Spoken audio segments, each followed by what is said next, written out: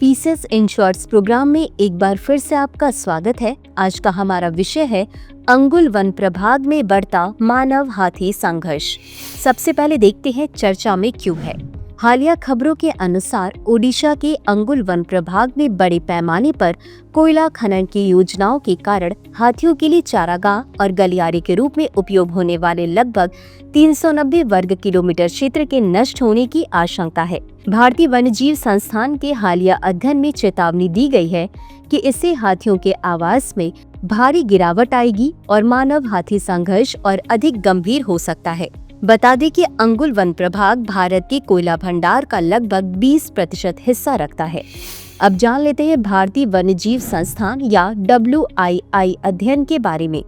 इसके अध्ययन में भूस्थानिक विश्लेषण और आवास उपयुक्तता मॉडलिंग का उपयोग किया गया। वहीं अध्ययन में पाया गया कि अंगुल वन प्रभाग में प्रस्तावित कोयला ब्लॉकों के संचालन से लगभग 390 वर्ग किलोमीटर जंगल समाप्त हो सकता है, जो प्रवासी हाथियों के लिए महत्वपूर्ण क्षेत्र है।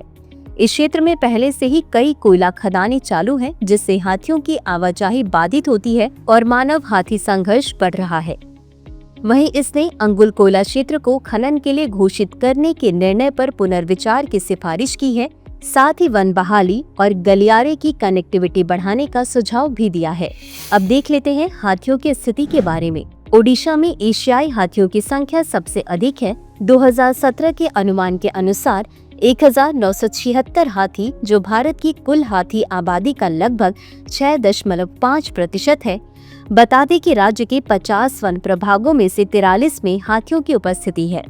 वहीं 2015 से 17 के बीच हाथियों की वृद्धि दर 1.2% रही है, लेकिन कुछ जिलों में मानव हाथी संघर्ष की घटनाएं बहुत अधिक हैं। भारत द्वारा चलाए गए प्रयास। WII ने अंगुल वन प्रभाग के लिए साइट विशिष्ट हाथी प्रबंधन योजना का सुझाव दिया है। वन बहाली, गलियारे की कनेक्टिविटी और सतकोसिया टाइगर रिजर्व को अन्य डिवीजनों से जोड़ने के प्रयासों की सिफारिश की गई है। इसके साथ ही मानव हाथी संघर्ष को कम करने के लिए वन विभाग, स्थानीय प्रशासन और अन्य एजेंसियां मिलकर काम कर रही हैं। अंत में देख लेते हैं आज के अभ्यास प्रश्न को। निम्नलिखित कथनों पर विचार करें। 1. अंगुल वन प्रभाग भारत के कोयला भंडार का 30% हिस्सा रखता है। 2. ओडिशा में हाथियों की संख्या भारत की कुल हाथी आबादी का लगभग 10% है। उपर्युक्त में से कौन सा या कौन से कथन सही है या सही है?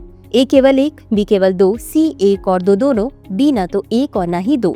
इस प्रश्न का उत्तर कमेंट बॉक्स में जरूर दें। अभी के लिए बस इतना ही। धन्यवाद।